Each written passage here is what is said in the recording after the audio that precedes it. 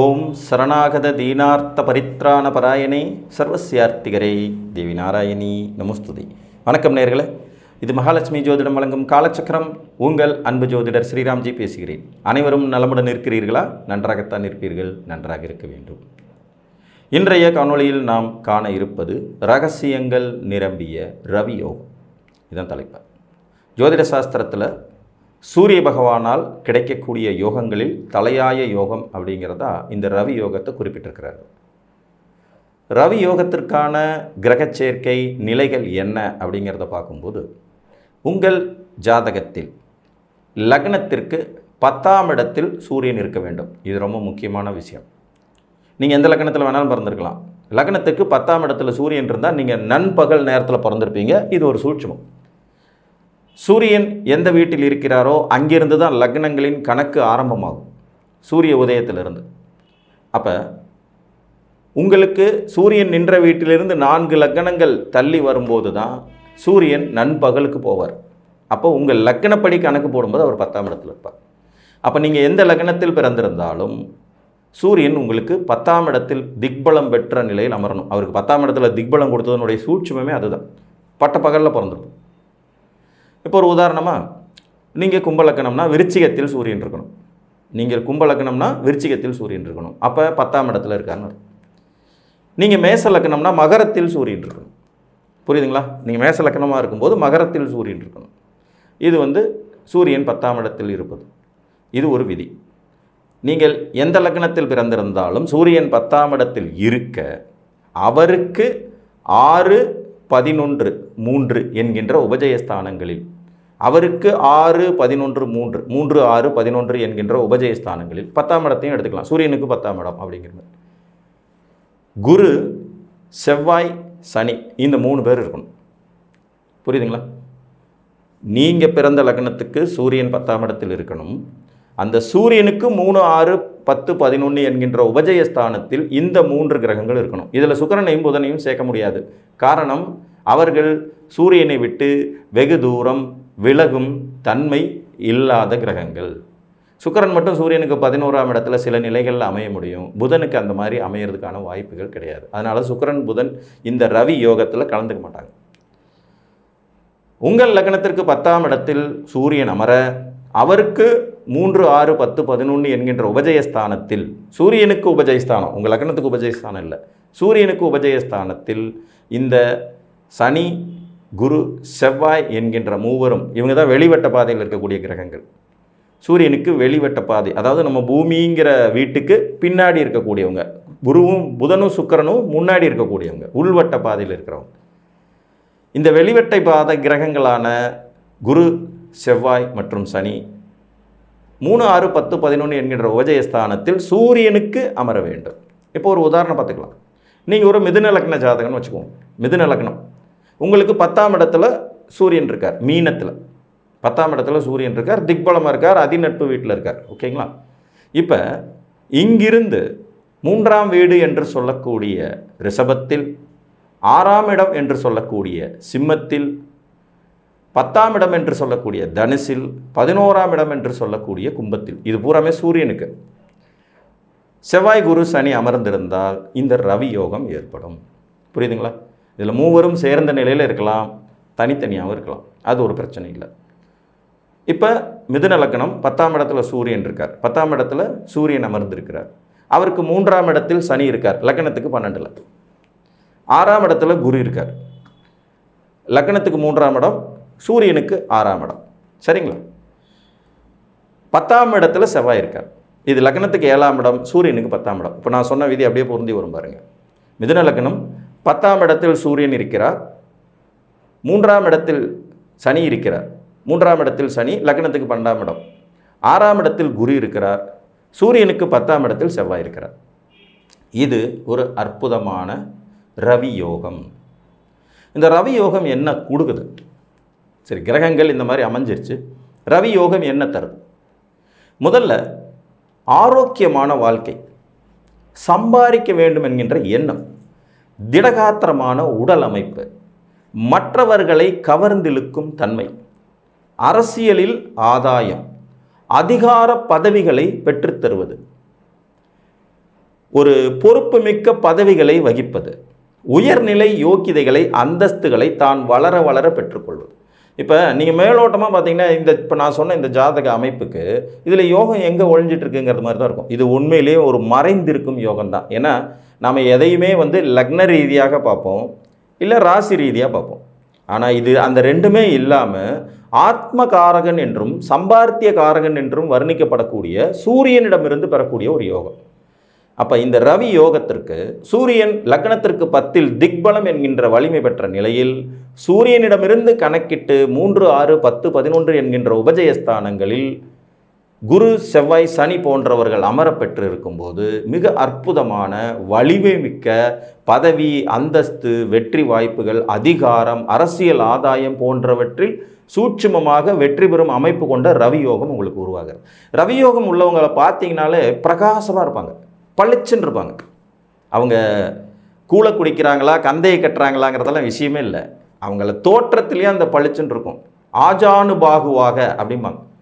இந்த பாகுபலி படத்தில் ஒரு ஹீரோ வில்லன்லாம் வருவாங்க இல்லையா, அந்த மாதிரி ஒரு பவர்ஃபுல்லான உடல் அமைப்பு, தீட்சண்யம் பொருந்திய பார்வை, கண்கள், தேக வலிமை, மற்றவர்களை வழிநடத்தி செல்லும் தலைமை பொறுப்பு, பதவி, அந்தஸ்து போன்றவற்றை அனுபவிக்கும் யோகிதைகள், மற்றவர்களை தனது அதிகாரத்தால் கட்டுப்படுத்தும் வாய்ப்புகள் போன்றவற்றை ரவியோகம் கொடுக்கும்.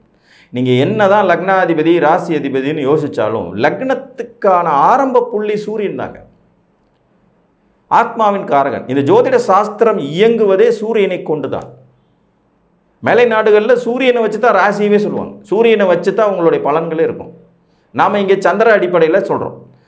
அப்போ அந்த சூரியனின் நிலை கொண்டு சூரியனால் கிடைக்கக்கூடிய இந்த ரவி யோகமானது தவிர்க்க முடியாத சக்தியாக உங்களை உருவாக்கும். தவிர்க்க முடியாத சக்தி. நீங்கள் இல்லைன்னா அந்த இயக்கம் இயங்காது அப்படிங்கிற மாதிரியான ஒரு பொறுப்பை கொடுக்கும். அதே மாதிரி இதில் ரகசியமான அதிகாரம் படைத்தவர்களையாகவும் உங்களை உருவாக்கும். இப்போ நீங்கள் இருக்கீங்க, உங்களுடைய வாழ்க்கை துணை கலெக்டர், ஆனால் நீங்கள் கலெக்டர் இல்லை, உங்கள் வாழ்க்கை துணை கலெக்டர். அப்போ என்ன ஆகும், ஒரு மறைமுக அதிகாரமும் பவரும் உங்களுக்கு சேரும். உங்களுடைய அப்பா தலைமை பொறுப்பில் ஒரு பெரிய பதவியில் இருக்கார், இப்போ உங்களுக்கு ஒரு மறைமுகமான பதவியும் புகழும் சேரும். அந்த ஒரு மறைமுகமான அதிகாரம் கிடைக்கும். உங்களுடைய உயிர் நண்பர் இருக்கார், உங்களுக்காக என்ன வேணால் செய்வார், அவர் எம்பியாக இருக்கார், எலெக்ஷனில் ஜெயிச்சு எம்பி ஆகி ஒரு மந்திரி பதவி ரேஞ்சில் இருக்கார், இப்போ உங்களுக்கு ஒரு மறைமுகமான அதிகாரம் சேரும். இந்த மறைமுகமான அதிகாரத்தை தருவதும் இந்த ரவி யோகம்தான். லக்னாதிபதி பலகீனமான நிலையில், தசாநாதர்கள் ஒத்துழைக்காத நிலையில் இந்த மறைமுகமான அதிகாரம் கிடைக்கும். அதுவே லக்னாதிபதி பலமான நிலையில் தசாநாதர்களின் ஒத்துழைப்பு இருக்கும்போது நேரடியான அதிகார பதவிக்கு நீங்கள் போகும். புரியுதுங்களா? இன்னொரு உதாரணம் பார்க்கலாம். நீங்கள் கடக லக்னம், லக்னத்திற்கு 10ஆம் இடத்துல சூரியன் உச்சம் மற்றும் திக்பலம் ஃபுல் பவரில் இருக்கார். கடக லக்னத்திற்கு 3ஆம் இடம், சூரியனுக்கு 6ஆம் இடத்தில் செவ்வாய் சனி இணைவு, செவ்வாய் சனி சேர்க்கை. இது 5 டிகிரிக்கு மேலே விலகிய நிலையில் இருக்காங்க. கடக லக்னத்திற்கு 7ஆம் இடத்துல குரு, சூரியனுக்கு 10ஆம் இடத்துல உட்கார்ந்துருக்கார். இது ஒரு அற்புதமான ரவியோகம். அரசு, அதிகாரம், பதவி, அந்தஸ்து போன்றவற்றை வழி வழியாக பெற்றுத்தரும் அமைப்பு கொண்டதாக இருக்கும். புரிஞ்சுதுங்களா? அப்போ லக்னத்துக்கு 10இல் சூரியன் அமர வேண்டும், இது முதல் விதி. அவருக்கு 3, 6, 10, 11இல் இந்த செவ்வாய், சனி, குரு அமர வேண்டும், இது 2வது விதி. இந்த விதிகள் அமைய பெற்றிருந்தால் ரவி யோகத்தின் வாயிலாக உங்கள் ஜாதகம் வலிமை மிகு ஜாதகமாக, வழிநடத்தி செல்லும் ஜாதகமாக, தலைமை பதவிகளை அலங்கரிக்கும் ஜாதகமாக, நீண்ட ஆயுள் கொண்ட ஜாதகமாக, உடல் வலிமை மிக்க ஜாதகமாக, முன்னின்று மற்றவர்களை வழிநடத்தும் ஜாதகமாக, யோக பாக்கியதைகளை பெறும் ஜாதகமாக மாறும். புரிஞ்சுதுங்களா? சம்பார்த்திய காரகனாகவும் ஆத்ம காரகனாகவும் விளங்கும் சூரியனை சுற்றி இயங்கும் இந்த கோள்களில் இவர்களின் உபஜயம் என்பது மிக பெரும் வெற்றி. நார்மலாகவே பார்த்தீங்கன்னா நீங்கள் எந்த லக்னத்தில் பிறந்திருந்தாலும் உபஜயஸ்தானத்தில் சூரியன் இருந்தாலே நீங்கள் ஒரு துடிப்பு மிக்க மனிதர் தான்.